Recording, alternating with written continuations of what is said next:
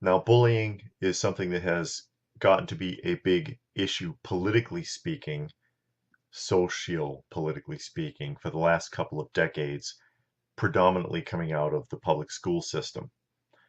It's their whole new campaign. Anti-bullying. Everything's anti-bullying. Can't hurt anybody's feelings. There's always been bullying. Okay, everybody's been bullied at one point or another. Everybody's been on the receiving end of it, and a lot of people have done it. I've been bullied, particularly by my own mother. She was the worst one. And I've also been a bully to people.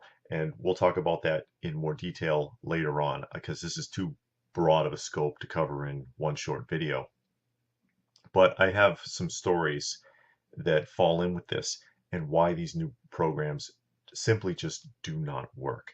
Now, first of all, as a lot of you probably know, because I've talked about it in several videos, I've been a director for a facility for juvenile justice authority. I've been the director of a daycare. I've worked with public schools. I've also been a school bus driver. And this particular story comes from my days when I was a bus driver. And this is part of the reason why these anti-bullying programs are causing more of a problem than they are solving. Now, this is about 5 years ago, and it was an elementary school route, because you get 4 basic routes, 5 basic routes. You get the handicap, the Head Start, the elementary school, junior high school, and high school routes are all separate. Usually a driver has at least 2 separate routes. I had junior high and elementary. And of those groups, the elementary school one is probably the most difficult to manage because the kids don't know how to act. High school, they're extremely rude. Junior high, probably the easiest to manage in my opinion. But this was an elementary school route. Now, I'm not going to say the name of the kids or the school, but just tell the story. I pull out of the school. It was the afternoon. Time to bring the kids home. No sooner pull out, and there's a fight in the back of the bus. Now, let me stop you right there, because I need to explain something really quick. You see in the news a lot of times, bus drivers, people are mad at them, the community is mad at them, or the news is angry because there was a fight on the bus and the bus driver didn't do anything about it. We can't. We cannot break up a fight. I'm just going to throw that at you real quick. Because they are minors, we are forbidden to interfere. And it would cost us dearly.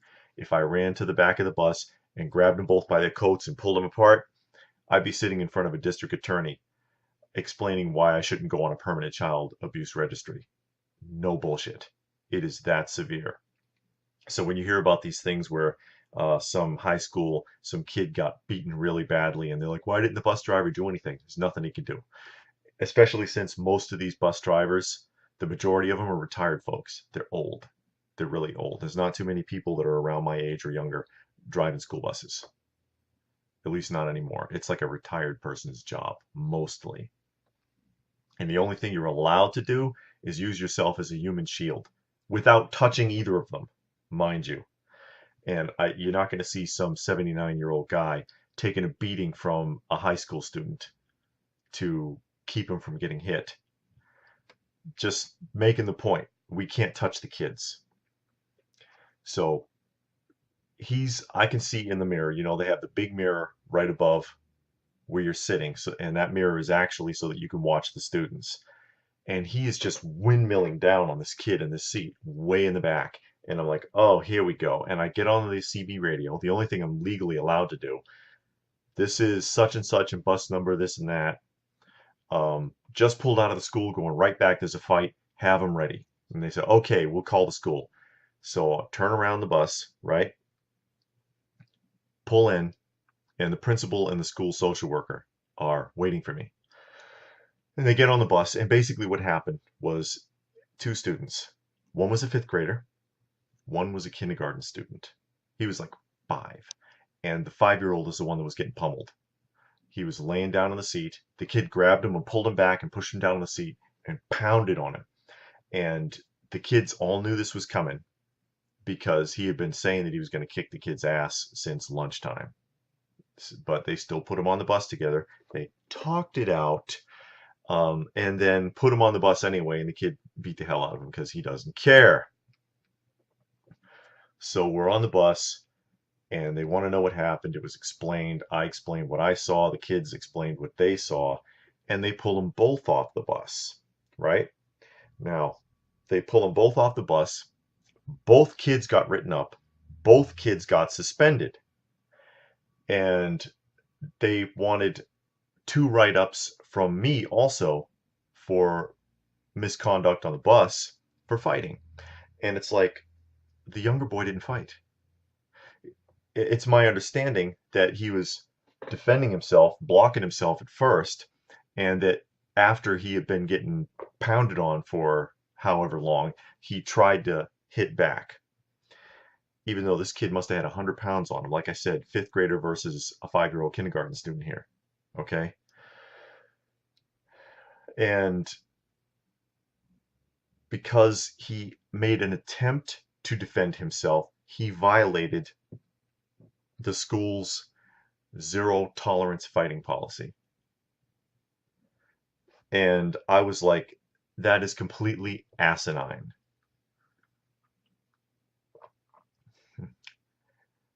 An owl. It's really not even a mug. It's actually a creamer, but my kid gave it to me. So, owl. Anyways, he violated the school's very strict, very ridiculous zero tolerance fighting policy by attempting to defend himself after taking a pounding for however long, 10 or 15 seconds before trying to strike back. And I was like, no, I'm not writing that kid up. I refuse. I refuse to write him up. So I got written up instead.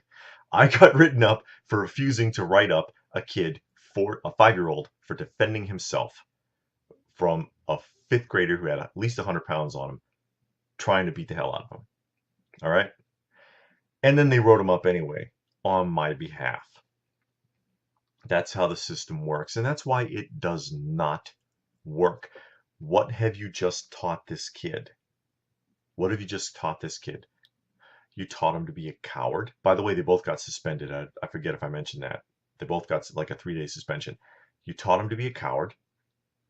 You taught him to fear authority, because not only was the perpetrator punished, but the victim was also punished. You taught him self-loathing, because the kid is made to feel this sort of thing makes you feel helpless and worthless. Okay? Helpless and worthless. When both the abuser and the system are both taking advantage of you, and you wonder why suicide rates have jumped so high in the last 20 years with young people. And it creates unrealistic expectations, because if you cannot defend yourself and you can't get away, all you can do is wait for help that what? Never comes. Moving on. Another example of the 3 F's. Now, you know the 2 F's, right? Fight or flight. It's a basic psychological model, fight or flight, that all creatures are privy to, not just people. All right, all creatures. And I'll give you the example of a squirrel. When you go near a squirrel, what does it do? Runs away, right?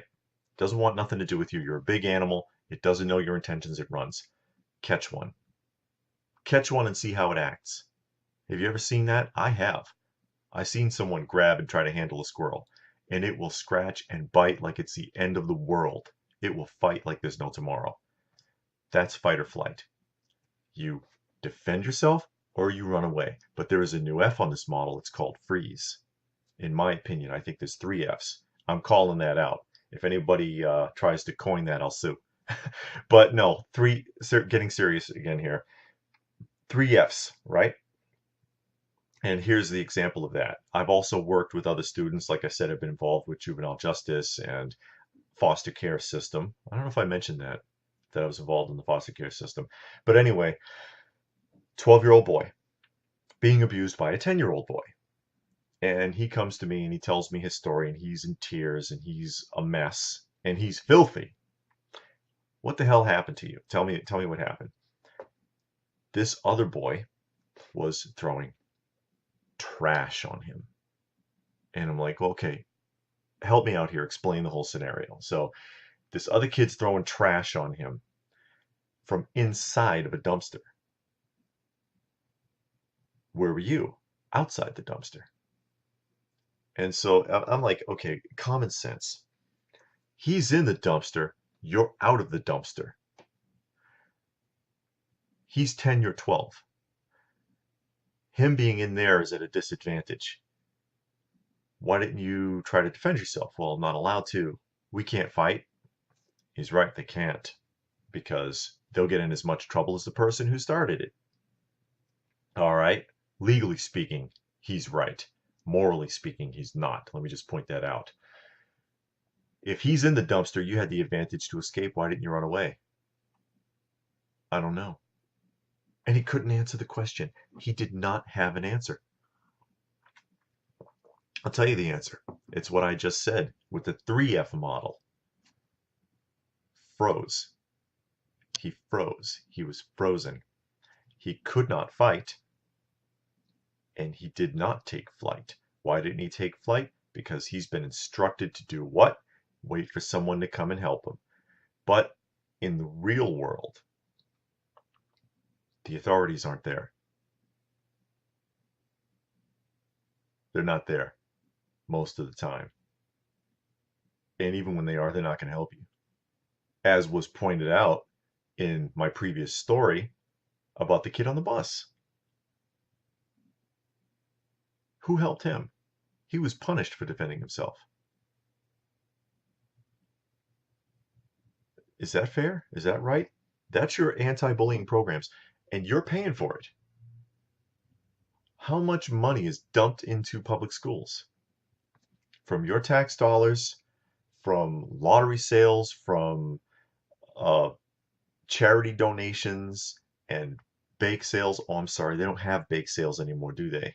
Because it's calories or whatever the problem is. They've been outmoding the bake sales, but they're constantly begging for money, and they use that money to train your child to be a coward, to fear authority, to be self-loathing, and to have unreal expectations. That's what you're paying for, folks. And I've got a lot more to say on the subject, but that's enough for now, so I guess we're just going to have to do a part 2.